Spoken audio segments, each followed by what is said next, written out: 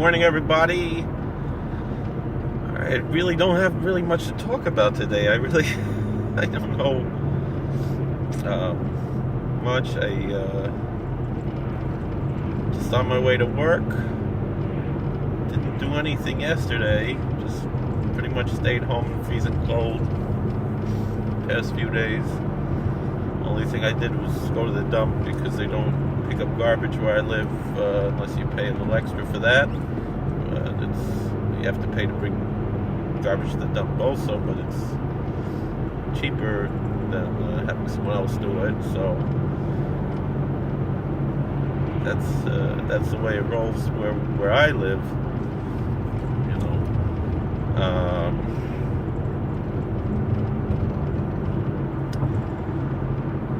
Really just learned a little bit, and I'm just about to make a siyum on Seder Nezik in Bavli, which will really just leave. I learned Nida already. I learned all the other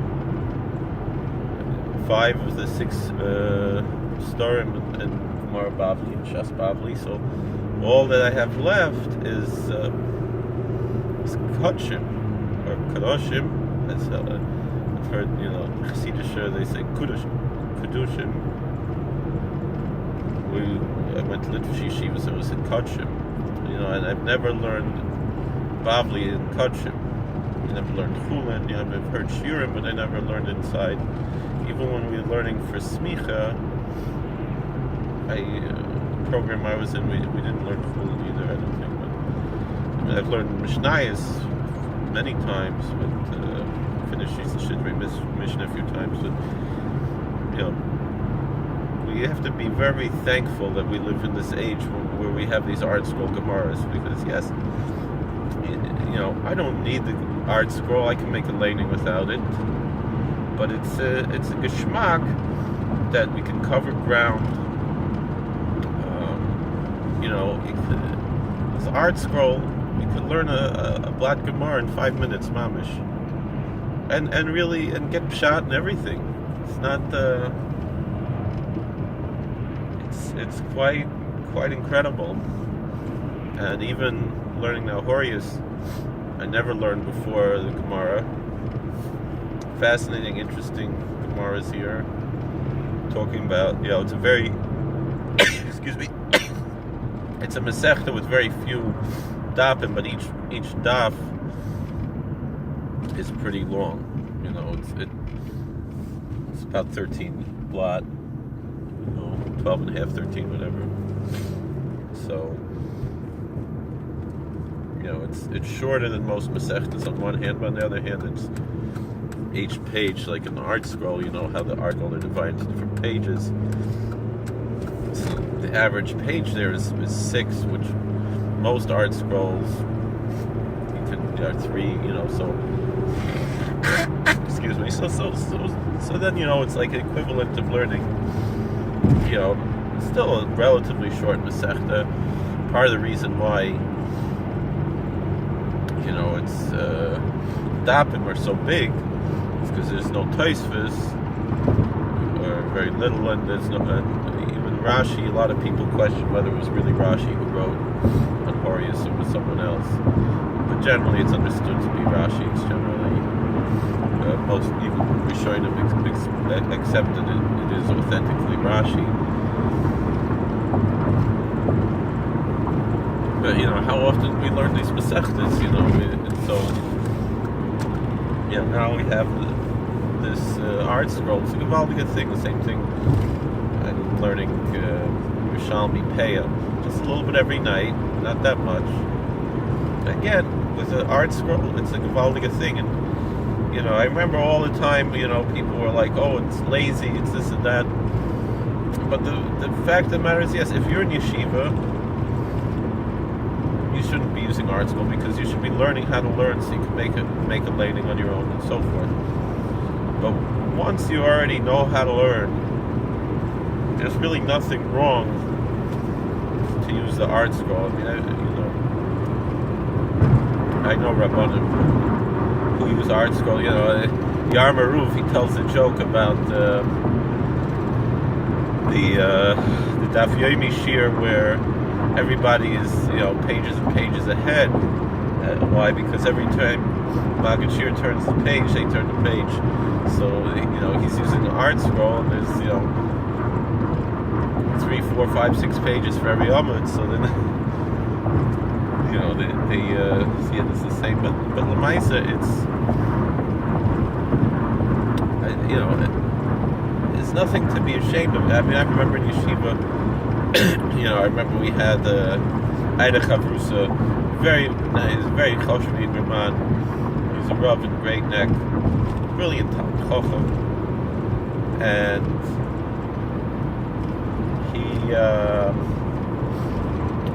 he would say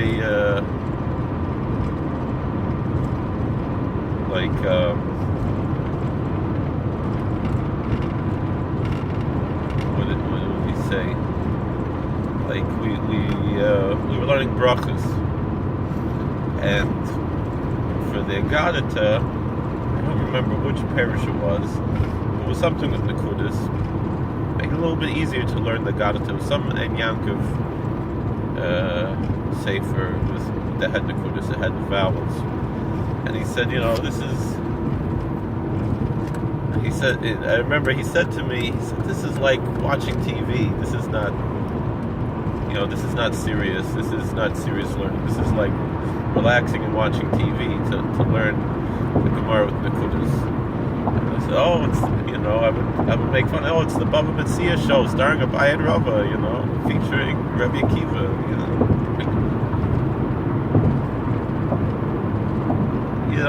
and that's an attitude that, again, you're right, yeshiva, I'll tell you, I remember I was a bacher and I was learning Gemara, and I had a job. I was a counselor in a bungalow colony, and probably something I shouldn't have done, but it's something I did. While I was sitting by the pool, I wasn't going swimming. I wasn't, even though I like to go swimming, and that day I didn't feel like going swimming, whatever. And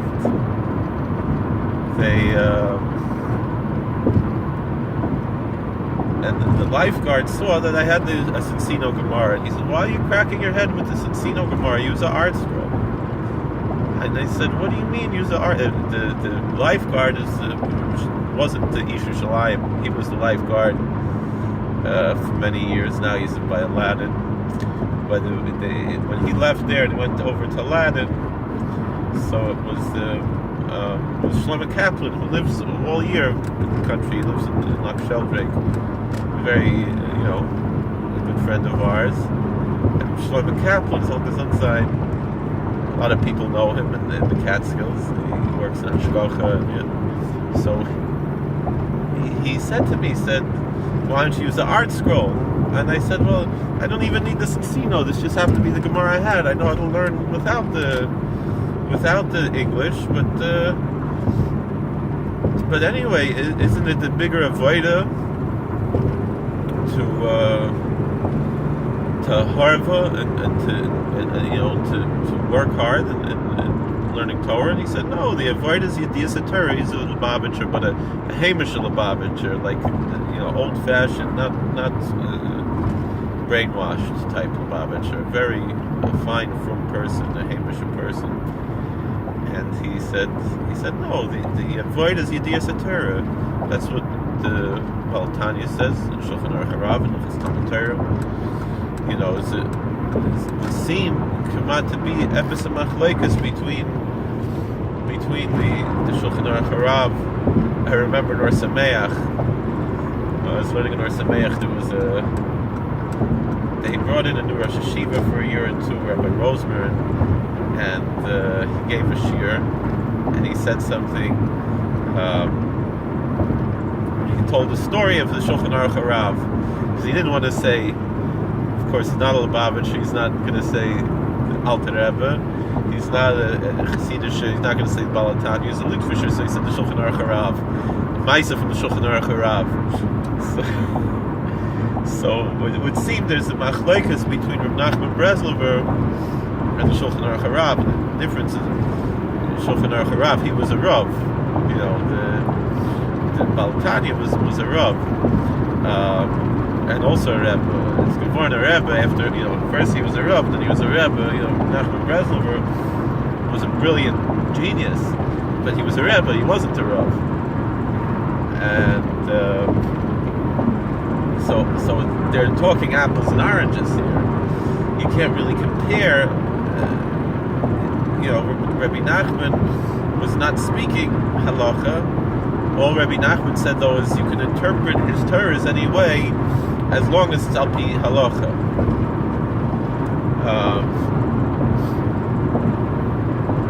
So the machlokes would seem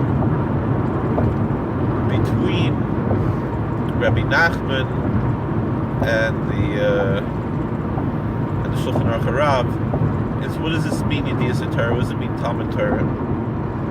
Rabbi Nachman encouraged a very fast Bekiyas, and Shulchan Aruch HaRav wasn't into that. He said, you know, you have to know what you're reading. Rabbi Nachman said, no, just read it, just keep going, just keep reading, and you're going to accomplish big things. In Lamaisa, I look at a Yid like Rabbi Yankov Siegel, very choshev Rav, retired Rav, big Talmud Chacham. How was he matzliach in learning? Because he followed Nachman's mahalach of just learning straight through. And Lamaisa, he has much more Yedias HaTorah because he left Lubavitch and went to Breslov than if he would have stayed in Lubavitch when he was a bocher in German. He was a Lubavitcher for a while, and then he became a Breslover. And this was in the old days when nobody heard of Breslov. You know, now Breslov is so popular. Rabbi Yankov Siegel was one of the first, 50 Breslover Hasidim in America. You know, it wasn't such a thing. And people should get to know him. He writes. He has a blog. It's called "Looking Up at the Sky." I would suggest look it up because you can really get tremendous insights into Jewish history, into Torah, into Hashkafa. He's a tremendous person, and how was he matzliach? Because he followed the Breslover Mahalach of just learning straight through, and so too, like he said, he learned straight through Tanakh. Also, Baruch Hashem, he tries to finish Tanakh every year. Baruch Hashem, for years, I did it once, when it was my last year in high school, my first year in Smedrish, I went through Tanakh. And then I was like, all right, I'm already better than most of B'nai Torah in this area who never went through Tanakh. So I'm Yotze, But then I realized, it's so fundamental. It's an interesting thing in the Haredische schools, the literature schools, there's not much learning Tanakh. But the Samarov, Zuchos Yigalenu, said in America, the yeshivas should learn Tanakh. People don't know that. They think it's just like a modern thing to learn Tanakh, like I remember a good friend of mine who had a big hashpah on me. So he said, if you learn Tanakh, you're either a girl or an apikoros, because with the Beis Yaakov, they learn Tanakh, the girls learn Tanakh, and they really learn it. That's what the main limit is Tanakh.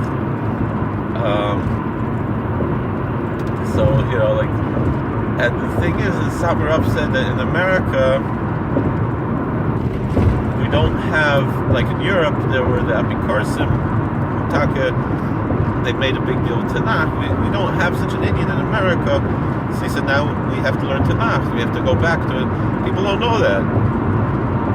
So this Rabbi Yankov Siegel, he described his Seder Limit. He has it on his blog. You can read it. I mean, I know him personally, but I enjoy very much reading his blog. It's very, very, very important. And he said what is his daily Seder limit? And I got a lot of chizik from this. He said he learns every day Torah Nevi'im Ksuvim, Mishnayos, Gemara, Halacha, Shulchan Aruch, Rambam, Zohar, and he learns Rabbi Nachman every day, and he learns Yerushalmi every night, and he really learns, and he knows his stuff. He really knows. Kol Torah Kula is in front of him. And you would think, he's a Bal Tshuva, he's a modern guy, and he doesn't fit into the regular Chareidisha mold, but he doesn't fit into the regular modern mold either.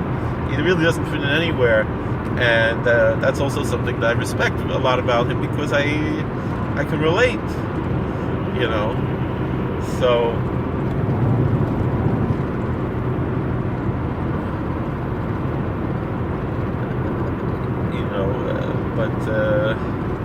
But he's a bar hachi.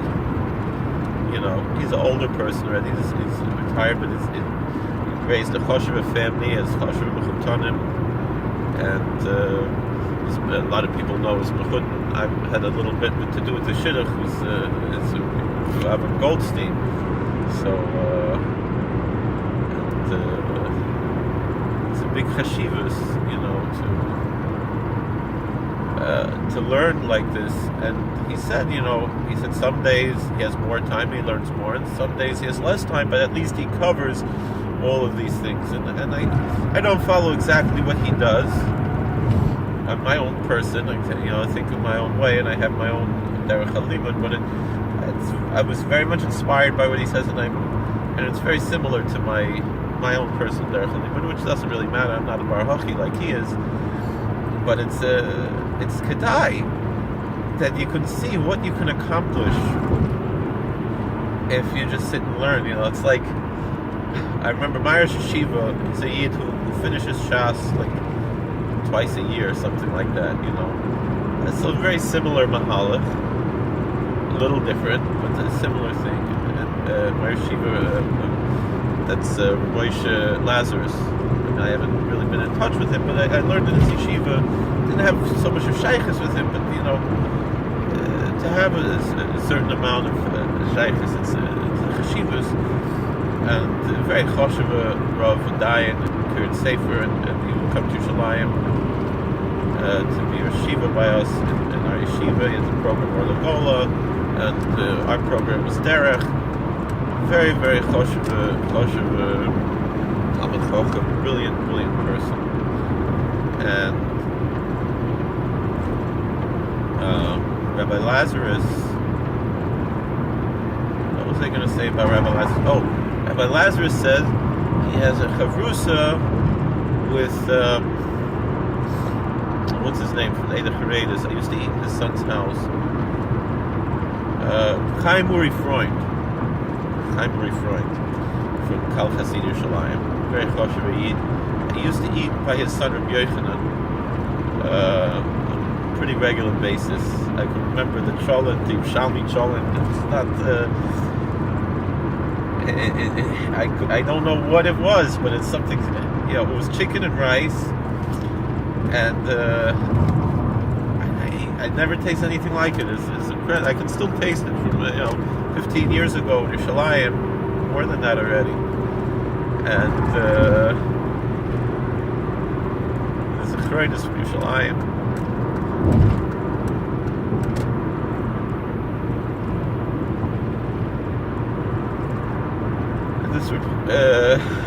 So Rabbi Lazarus said he had a chavrusa with Chaim Uri Freund. Rabbi Chaim Uri, his oldest inside, he said, in those days, Meir Brandsdorf was still around. I remember him. Just going to Tish and Toldus Avim Yitzchak and seeing Meir Brandsdorfer and Daniel Frisch, incredible, just to be in their presence. And Chaim Uri Freund, who now is on the Eida Chareidis, now in the Beznim, Chaim Uri said, if I wasn't so lazy, I would be like Rameir Brandsdorfer. And Rashiva said, who is Reb Chaim Mori Freund? It's a Yid who knows not only all of Shas, he knows every Rashba in Shas. Not meaning of course he knows Shas, Rashi, Tosfos. That he knows. That's what that. But he knows every Rashba also, and yet,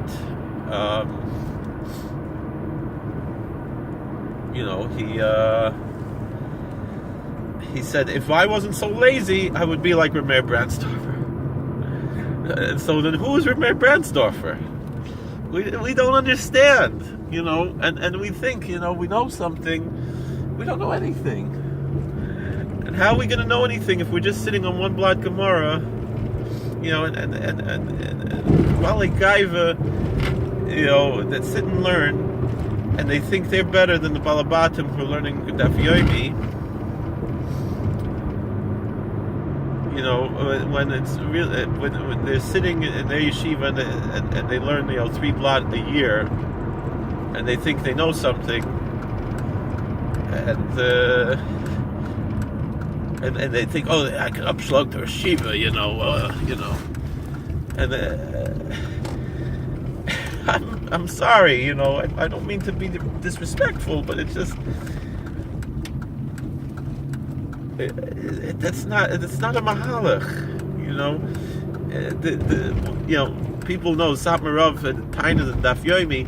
What was his Taina? He said, "Why one daf? I learned 14 daf today." No, we're not all Satmarav.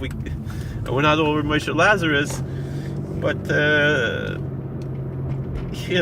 sit and just learn. And I'm not saying you shouldn't learn Ian. Of course, we should learn Ian. But you have to have both. You have to have Bekias and Ian. You can't. You don't have anything without a Bekias, because a very simple reason.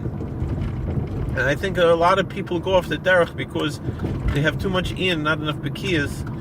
It's a very simple thing. What do Chazal say? Divrei Torah, Aniyim b'makom echad, v'shirim b'makom acher. The words of Torah are poor in one place and rich in another place.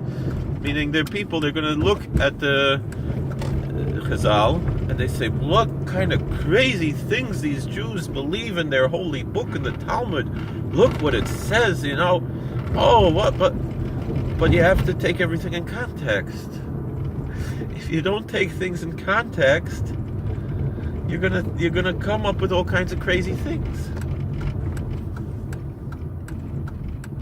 So, and how do you get context? Is by having Bekias, by having a breadth of knowledge, not just focusing on one piece and becoming an expert.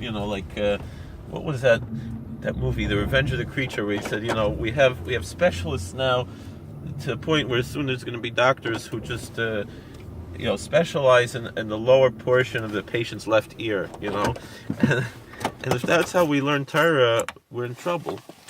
All right, well, thank you for watching. God bless. Please like, share, and subscribe, comment, and thank you for watching. All the best.